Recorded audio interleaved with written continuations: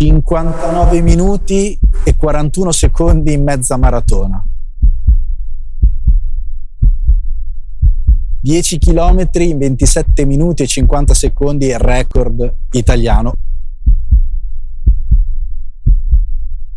Pietro Riva, benvenuto. Ciao, vieni, ragazzi. Raggiungici. Come stai? Ciao, tutto bene, voi? Bene, bene. Benvenuto. Bene. Pietro, oggi siamo qui a parlare con te del tuo presente e futuro d'atleta. Siamo qui a Rubiera, Sì. Reggio Emilia, il centro di Stefano Baldini, insomma, che è il tuo allenatore, dove tu ti sei trasferito nel 2020, un anno fortunatissimo, sei venuto, diciamo, un anno di pandemia, per allenarti e per, diciamo, e soprattutto grazie alle tue capacità e grazie a Stefano per raggiungere i risultati che hai fatto. Cosa significa per te essere venuto qua ad allenarti e lavorare tutti i giorni con Baldini e per la tua, quella che è la tua Guarda, professione? ti dico, è stata intanto una grande occasione di crescita. Io vivevo, insomma, a casa mia, mi allenavo col mio vecchio allenatore, era un momento di stallo, allora ho deciso di cambiare e Stefano era l'opzione migliore sia per le sue capacità che per il gruppo che c'era all'epoca, formato principalmente dai gemelli Dini. Mi sono trovato subito bene in questa cittadina e soprattutto col mio nuovo allenatore, che si è dimostrato veramente non solo una spanna, molte spanne sopra l'allenatore, diciamo, medio, e da lì è iniziato il mio processo di crescita. Il Covid è stato anche un momento in cui uno poteva resettarsi, atleticamente parlando, e da lì sono riuscito a esprimermi al meglio su tutte le distanze dai 1500 alla mezza maratona. Senti Pietro, è stato un bivio importante, ma ce n'è stato uno ancora prima, da quando da giovane, 8, 10, 12 anni, hai deciso che la passione per il calcio, che sembrava essere l'unica presente nella tua vita, a un certo punto ha lasciato spazio all'atletica, un po' come papà Riva ha fatto, per poi decidere di fare una maratona addirittura in 2 ore e 46. A te cosa ti ha portato su questo? Lo so, probabilmente. No, tra l'altro mio papà a 11 anni senza allenamento correva in 15 km l'ora in pista, quindi insomma ne aveva, solo che poi si è dato al calcio. Comunque il motivo per cui io mi sono spinto ad entrare in un campo d'atletica era stato un mio compagno di calcio che voleva migliorare, però non voleva andarci da solo, migliorare le sue doti, diciamo, atletiche, no? per portarle poi sul campo da calcio, e io l'ho seguito e lui ha fatto 2 allenamenti e poi è ritornato a giocare solo a calcio. Invece a me è piaciuto e sono rimasto sui campi di atletica. Marco, è come quelle storie delle 2 amiche che vanno a fare i provini per un pezzo, quella che l'accompagna, l'amica. certo, stessa cosa. Si sa com'è. Esatto. Pietro, noi ci stiamo rivolgendo a tanti nostri amici che stanno in procinto di affrontare le maratone primaverili, in particolare quella di Milano, e viviamo quel momento di attesa con un'ansia ognuno diversa, ma che poi alla fine non è tanto diversa da quella che provate voi campioni. Tu come vivi il momento delle ore prima, il giorno prima? Guarda, il giorno prima è sempre molto problematico per me, sembrerà strano perché uno pensa che un atleta professionista sia particolarmente abituato a queste cose, ma la realtà è che siamo tutti esseri umani, sentiamo la tensione della gara. Io in particolare la sera prima faccio sempre fatica a prendere un po' di sonno, non ho mai dormito benissimo io prima delle gare, cioè ho poche gare in cui veramente ho dormito 7 ore. E hai Pensate all'ultima, io ho dormito 3 ore prima della gara. E hai dei gesti rituali, qualcosa che ti aiuta? 27, sì, ma perché fortunatamente io il consiglio che do è di, per chi come me soffre un po' il sonno della sera prima, accumulare sonno durante la settimana. Capisco che le persone che hanno un lavoro fatica a incastrare cose, però cercate di dare un po' più di riposo del solito e poi non preoccupatevi per la sera prima, perché fortunatamente non incide. Capisco che la tensione, anche quando non la vogliamo, fa parte di noi, cioè l'adrenalina si attiva anche se noi ci sforziamo a dire ma sì, dai, un contesto tranquillo, eccetera. Il consiglio che do agli amatori è: ci sono tante cose per cui già ci stressiamo nella vita, immagino il lavoro, magari apprensioni familiari, eccetera. Vivete la corsa come un divertimento, ecco. Senti, parlando sempre di tensione, invece, cosa succede in quegli ultimi chilometri quando ti rendi conto che stai facendo il tempo? Non so, Valencia, ti sei reso conto che facevi la mezza sotto l'ora, non so se te ne sei reso conto, sì. Immagino di sì, e magari, sai, quel momento più critico per noi è, ad esempio, sempre tra il 17esimo e 18esimo chilometro, dove la fatica, diciamo, raggiunge il suo apice, perché manca ancora troppo, e Tu come ti senti? Come lo gestisci quella fase lì? Soprattutto quando sta andando così bene. Guardate, vi racconto un po' com'è la gara. La partenza è, oddio, sto andando forte, calmati. Sono a metà, dici, cavolo, sto andando veramente molto forte, tieniti ancora un po' perché è ancora lunga, eccetera. Poi quando iniziano a passare i chilometri si arriva al 15-17 di una mezza, la fatica entra ed entra sicuramente forte, però a me veniva da dire, cavolo, ho talmente tanto vantaggio che mi basta fare, cioè posso anche permettermi di rallentare, e quello è una cosa che ti motiva, perché poi se al chilometro successivo vedi che non hai rallentato, l'euforia prende sopravvento. In alcune gare, soprattutto quelle in cui si sta andando molto molto bene, si entra in uno stato di, gli inglesi lo chiamano flow, noi possiamo chiamarlo diciamo super forma, non so come si possiamo dire, però insomma in quel momento lì tu poi entri in uno stato quasi super in cui ti riesce tutto, ecco. Poi la fatica ovviamente entra, però c'è questo stato di euforia tale che ti porta al traguardo e ti fa fare magari un tempo che forse quasi non ti immaginavi. No, quando hai visto 59-40. No, allora io volevo fare 59-59. Quando ho visto 41 ho detto tanto meglio. Fermo però. 18 secondi. No, è stata... Chissà cosa avrebbe detto Stefano se ti fermavi. No. Si è arrabbiato perché ho stoppato l'orologio sul traguardo perdendo un secondo. Non si fa. Guarda, l'ha fatto anche Yeman Crippa quando ha fatto il record. Sì, invece tu devi passare. Devi passare e poi stoppi anche se anche un secondo in più sull'orologio.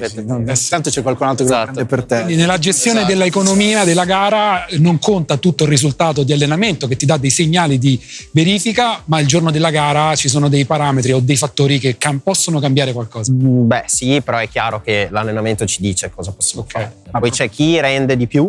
Cioè io ho compagni di allenamento e mi sono allenato con atleti che magari in allenamento andavano nemmeno troppo forte, ma in gara si trasformano e diventano degli automi contro persone. Io sono un po' così, io sono uno che almeno a detta di Stefano, anche che mi allena in allenamento, cioè per le cose che faccio in allenamento in gara non vado come potrei andare, ma perché probabilmente in allenamento do un po' di più rispetto alla media, però sono cose individuali. Senti, parlando di allenamento, visto che la puntata di questo podcast Storie di Maratona parla proprio del come ho fatto a correre la mezza in 59 minuti. Come si fa? Ecco, quali sono gli allenamenti secondo te, detto che ovviamente è la somma che conta, però quali sono stati gli allenamenti che ti hanno fatto fare quel click in più per il tempo di Valencia, ma in generale per quando vai bene, che proprio, o anche quelli che proprio vai sul tecnico, perché ci seguono tanti nerd benissimo. E che ti dicono, che ti hanno fatto dire allora, intanto io facciamo una premessa. Io arrivavo da un'estate in cui ho avuto un infortunio che mi ha tenuto fermo 40 giorni, ho riniziato l'attività a fine luglio e ho avuto un agosto in cui in altitudine ho ripreso la forma abbastanza subito. Devo dire che a Valencia probabilmente ero anche in uno stato in cui c'era stato il riposo dell'infortunio che mi aveva fatto un po' supercompensare l'allenamento precedente. Poi ovviamente se avessi corso ad agosto all'inizio siamo tutti fuori forma quando riprendiamo, però poi c'è questa sorta di picco dopo un po' che deriva appunto da quel riposo lì. Comunque segreti non ce ne sono, per dire la corsa media di 15-18 km è il pane di chi fa la mezza maratona, così come delle ripetute molto simili a quelle dei 10.000, e diciamo che io non so se molti amatori utilizzano parametri come la misura del lattato. Dell'acido lattico è più difficile, lo so che si usa molto la frequenza cardiaca perché è più immediata, però io facevo degli allenamenti di 15-18 km sotto i 3 al chilometro facendo delle variazioni dentro, e per le misure che avevo di lattato non ero in soglia, non raggiungevi la soglia. Quindi per dire l'ultima seduta importante era stata 2 volte i 6 km in cui un quarto della prova era corsa a 3,20 al chilometro, quindi di recupero, e i 6 chilometri di media venivano a 2,51. Quindi capito che numeri? Ma noi siamo lì, Io non riesco neanche a digitare 2 quando manca poco. Quindi se la media con dei 2,51, con dei 3,20 dentro veniva a 2,51, voleva dire che effettivamente correvo delle parti in mezzo sui 2,42, 2,43, e il punto è che quei 2 volte i 6.000 lì dai dati del lattato, della frequenza cardiaca, non erano spinti al Lo massimo. prendete spesso il lattato negli Lo usiamo molto spesso adesso, sì, soprattutto perché nelle cose lunghe. una cosa che si usa sempre parlando del metodo dei norvegesi, ma Esatto, non solo, esatto. una cosa Sì, è una cosa molto interessante. ti aiuta a non strafare e a lavorare Esatto, proprio e a nei capire limiti. anche più o meno dove sei. Poi è ovvio, ci sono momenti in cui tanto il prelievo va fatto bene e ci sono momenti in cui magari il lattato è alto, ma non significa che sia una cosa negativa, dei momenti in cui è basso e potrebbe non essere una cosa così positiva. Quindi Io, insomma, queste sono le cose. se posso aggiungere qualcosa di un pochino più romantico in questa freddezza Certo. di numeri, vi consiglio di andare a vedere come corre Pietro, l'azione che ha, la bellezza un gesto perfetto. Accarezza la pista. Accarezza la pista, è veramente uno spettacolo che ci riporta un pochino alla passione, insomma, che abbiamo per la corsa, e quei numeri fanno la differenza proprio nella spinta. C'è quindi. anche gente che corre molto meglio, Dai, diciamo, ma esteticamente parlando. Dai, non ti buttare via. Sì, no, figurati, con noi te la giochi bene. Sì, ormai sei un giovane uomo, perché Sì. hai 27 anni. Sì, giusto? vado per i 27. Vai per i 27, scusa, non ti volevo invecchiare, sì, però sì, quest'anno compirai 27 anni.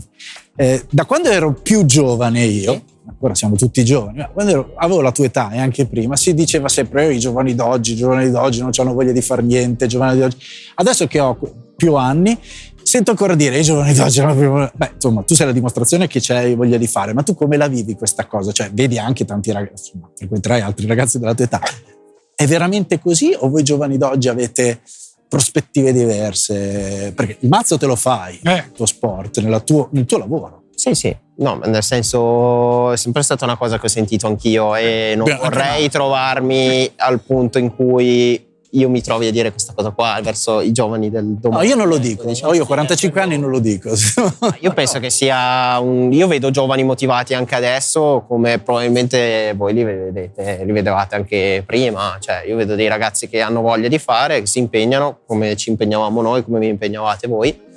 E sì, sicuramente adesso siamo in un'era in cui c'è il social, ci sono molte più distrazioni, quindi sicuramente qualcuno che si perde un po' per strada, ma io non ne farei così un dramma. Io penso sempre che se Instagram fosse esistito negli anni '80, il giovane di adesso, il giovane di allora magari non sarebbe così diverso. facevo l'asilo, però posso dirti che se fosse esistito negli anni '80, sì. che erano gli anni che ci sembrava tutto possibile, con veramente sembrava che saremmo diventati tutti straricchi, erano altri anni rispetto adesso, sarebbe stato un guaio Instagram. È vero.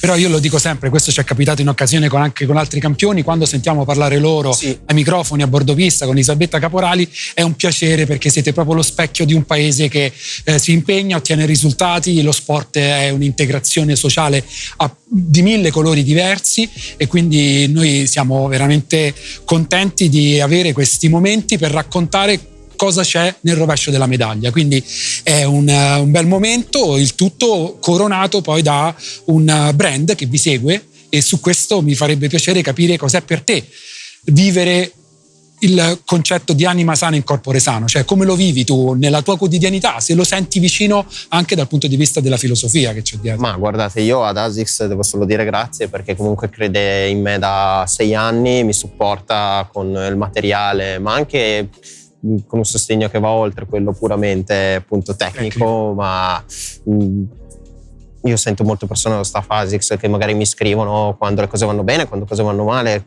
quindi è proprio una grande famiglia. Che io il motto di ASICS me lo porto sempre dentro ogni giorno, quindi devo dire che sì, è stata sicuramente una partnership, una vicinanza che spero che continui ancora a lungo, perché mi trovo molto bene e il messaggio che porta penso sia un messaggio importante per tutti gli sportivi.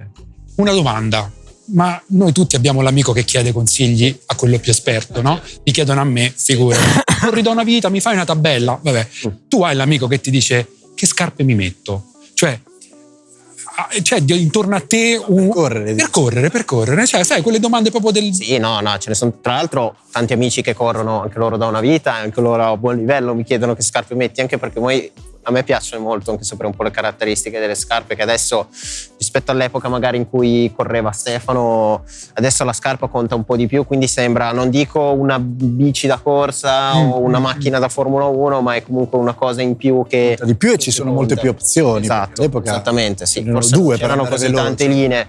Io dispenso consigli ovviamente sul brand ASICS senza nessun problema, quindi io ho consigliato scarpe, ho portato i miei amici a comprarle, quello sì. Quindi rispondi ai messaggi degli amici, sì. ok. Sì, diciamo che magari la richiesta su Instagram che mi finisce vabbè, non certo, la vedo, certo, però insomma. certo. Senti, abbiamo parlato nella prima puntata del nostro podcast con Stefano del presente e futuro dell'atletica italiana e ci ha detto non abbiamo mai avuto così tanti atleti forti, sia in vista europei che in vista olimpiadi. Tu agli europei sei già qualificato, farai la mezza. Però anche 10.000 probabilmente. Farai anche tutte e due, ok, perfetto. Ci vedremo. Noi vediamo Siamo lì. le tutte e due. Perfetto. Come stai vivendo tu, non solo come atleta, ma proprio come squadra azzurra, chiamiamola così, ovviamente poi ognuno si allena nel posto diverso, magari non tutti alle stesse frequentazioni, anche prendendo ad esempio i risultati dell'ultima maratona di Siviglia, dove 3 italiani sono scesi tutti e 3 sotto, cioè 2 sotto quello che era il record italiano, e Meucci che ha 39 anni ha fatto comunque sotto 2.08. Signor tempo. Come le vivi da collega? Parlando di atleti del mezzo fondo prolungato, quindi parliamo di maratoneti che hanno fatto minimo olimpico, io ho un bellissimo rapporto con tutti loro. Meucci per me, visto che l'hai citato, era l'idolo di quando ero bambino, è ancora un idolo perché ci mancherebbe, 39 anni, far quel tempo lì è il sogno di tutti. Yeman è, oltre ad essere un compagno di squadra, un campione assoluto, il migliore che abbiamo sempre avuto in Italia su qualsiasi cosa, è un grandissimo amico, quindi sono... A tutti i record, tranne quello che hai tu, a tutti i record Sì, italiani? esattamente, a tutti i record italiani dai 3.000 in su. Ecco, sì, ho fatto anche quasi quello del miglio. Quindi siete ancora amici? No, siamo super, super. No, ma anche se il record no, io lo so che magari il giorno in cui correrai in una 10 km veloce potrebbe toglierlo, ma ci mancherebbe, sarei super contento lo facesse lui. È un bellissimo per fare sempre meglio. Infatti quello volevo arrivare proprio lì, cioè quando vedo Yeman, Ilias, Meucci, Ayob, Chiappinelli che corrono, dico cavolo, voglio farlo anch'io, e sinceramente la competizione penso sia una cosa che stimola e fa crescere tutti. Poi, ripeto, c'è la persona che magari sento più spesso come Yeman, c'è la persona che sento magari un po' di meno, però siamo tutti più o meno in buoni rapporti e sono contento quando corrono forte. Poi in Meucci devo dire che proprio c'è anche una cosa, ovviamente non lo sento spesso, c'è anche una differenza di età di un certo tipo, però è appunto era il mio idolo di quando ho iniziato a correre a 13 anni, quindi sì, insomma, io veramente in lui vedo un esempio. Senti Pietro, Stefano ci aveva detto nella precedente puntata che lui non aveva mai indossato la maglia tricolore in una competizione in Italia di livello internazionale. Tu avrai questa fortuna di indossare la maglia a Roma, e quindi torniamo un pochino alle radici delle emozioni che si proverà quel giorno dentro lo Stadio Olimpico. Come la gestite? Avete qualcuno che vi aiuta da questo punto di vista nel gestire l'ansia? Ce l'ha e chi no, io non ce l'ho, mi basta Stefano, diciamo così. Devo dire che sarà un'emozione sicuramente enorme, daremo non il 100% di più e chissà cosa ci riserverà quel giorno, non vedo l'ora che arrivi, insomma. Dai. Sì, non abbiamo fretta, però Sì, anche certo. noi veniamo a vedere. Sì. In bocca al lupo, Pietro, grazie mille per essere stato con noi. Grazie, complimenti, veramente. Grazie.